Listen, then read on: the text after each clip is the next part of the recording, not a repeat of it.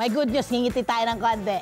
May mga, hindi malaki-mala, kasi may mga organisasyong naglalayong pagbutihin ang reading skills ng ating mga kabataan.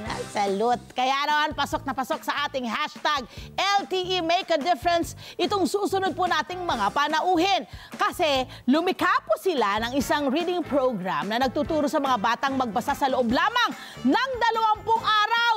Magsik na! Wow! Let's welcome Teacher Vicky Arioder at ang anak niya pong si Likha Arioder. Good morning sa inyong dalawa! Mga warriors! Ayan! Yes. Teacher Vicky, batiin po natin yung ating mga nanonood at nakikinig ngayon. And of course, Likha, go for it. Ma'am, kayo muna. Good morning, everyone. Maraming salamat, love. And of course, si Tony Pet for inviting us here. It's really a privilege. It's an honor to be here po. Magandang umaga po sa inyong lahat. Magandang umaga po sa The Learning Place, sa Instant Reader, to all our students, and of course, to my wife. Sabi mo na yung pangalan. Her name is Rachel. Hi, Rachel! Good morning! Umpisahan na natin. Kasi sobra kaming excited na malaman ang inyong programa. Teacher Vicky, pakikwento po sa amin, paano po nag-start itong inyong reading program? At ano po yung nag-udyok sa inyo na gawin ito? At ipasa rin sa inyong anak, ha? Yes, of course. Siyempre, teacher kasi ako. So, I came from a family of teachers, no? Mama ko, lola ko, lolo, tito. So, alam mo na, pag teacher ka at nagkaanak ka, syempre, iba yung gusto mo talaga maibigay yung the best sa anak mo, di ba? So, nag-umpisa lang naman ako na gusto kong turuan yung una kong anak magbasa. So, it took me a year, no? Bago ko talaga siya na turuan magbasa, no?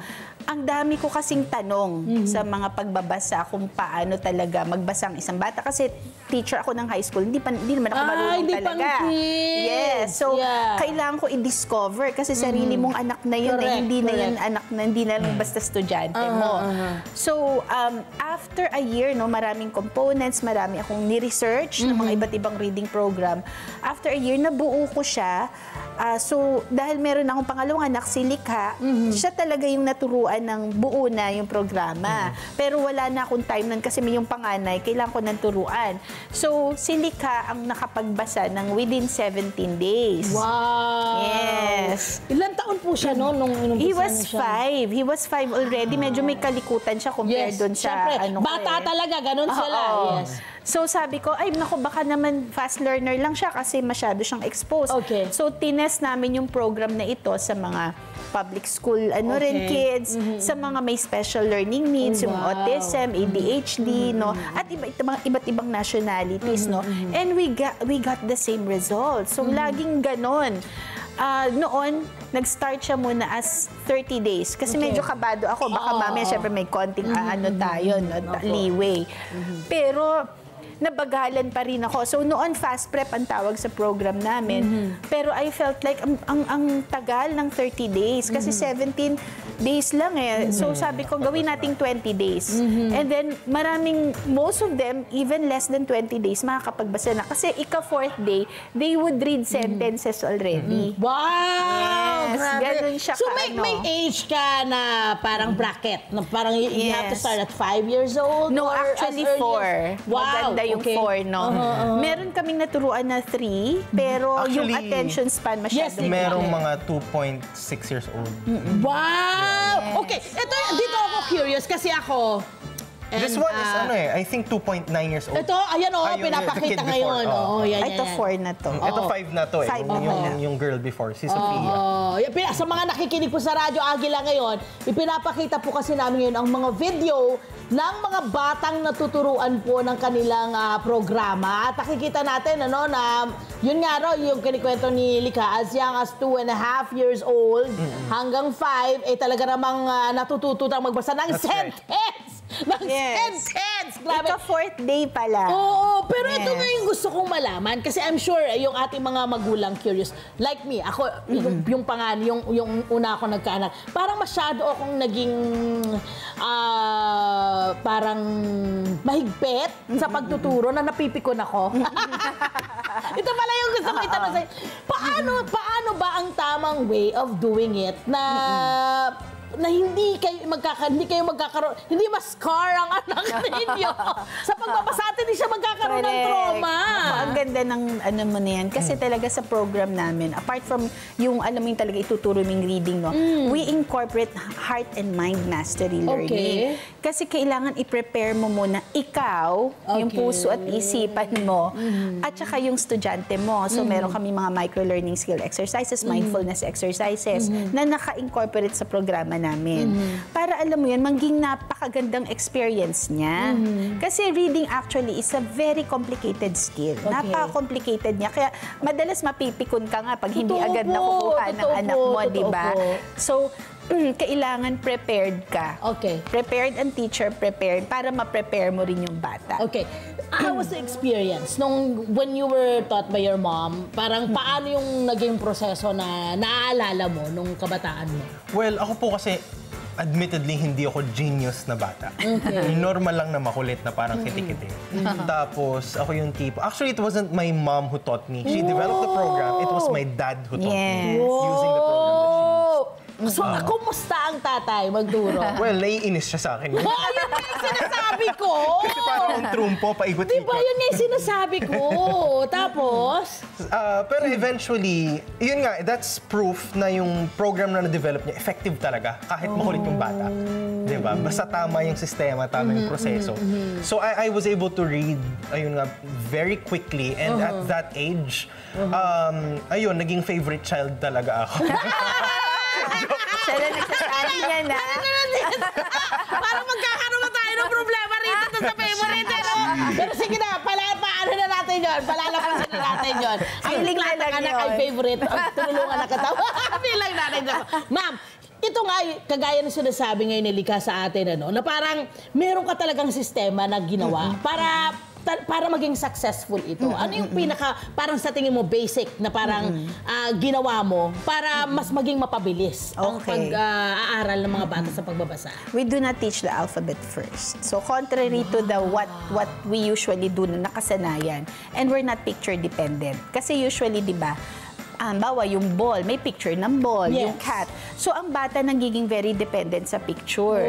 Kaya, di ba, pagka wala ng picture ang libro, galit na sila, ayaw na nila, wala na silang interest. Wala silang gana. Yes. In the same way na parang ako, kaya hindi siguro hindi ko type magbasa.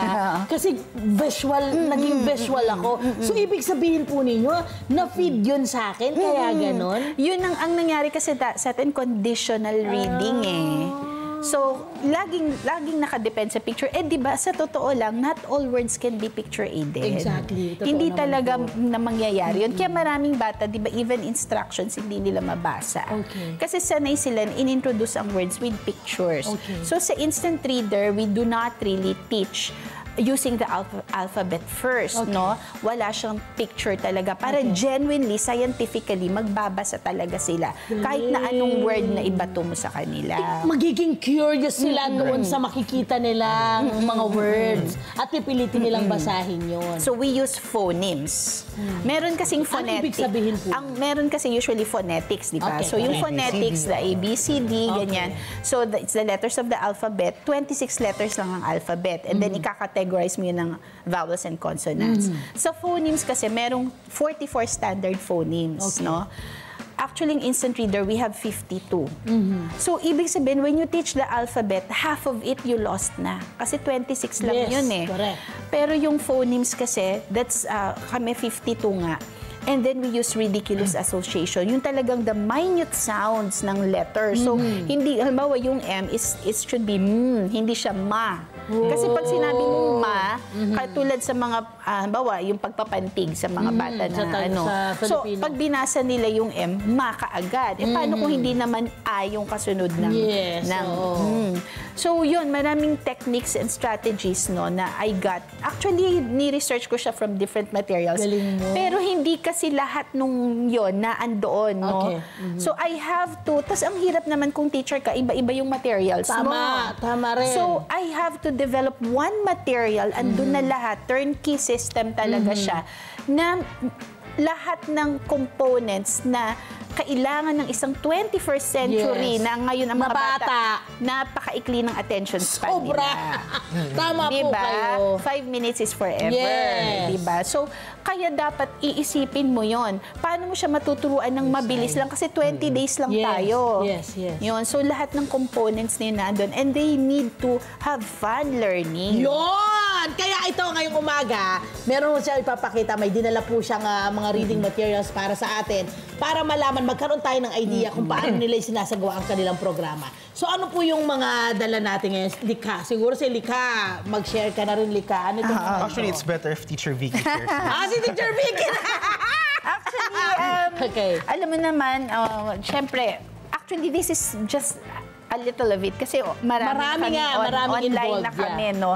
So, meron na kaming talagang online na yung aming materials Wow. and then dina-download na lang. So we have, bawa, kumbaga yung mga letters of the alphabet, no? So we do not start with ABC. No, yeah. Meron talagang grouping ng mga sounds, ng mga Okay. letters, no? And then we teach them the sound. So yung like ito, si Whiskey Wombat. So meron siyang ridiculous association kung sino siya. Meron yung lalo na yung kasunod. Para maalala nila, no? Maa-associate nila. Para may branding. Yes, oo. So, bawat, meron lang siyang, bawat, like ito, the U, meron din siyang representation, si Bootsy Baboon. So, Okay. sometimes when they forgot pag nakita nila yan, sasabihin lang namin, remember Bootsy Baboon? Tapos yun, tapos ipapagdikit mo talaga yung mga, halimbawa, like this one. So, alam niya yan, and then tapos di ba? So, pag nagdikit ka ulit ng another sound, halimbawa, wala dito yung ibang bawa, naman yan, so magiging wum na siya. Or halimbawa, kung z, ito.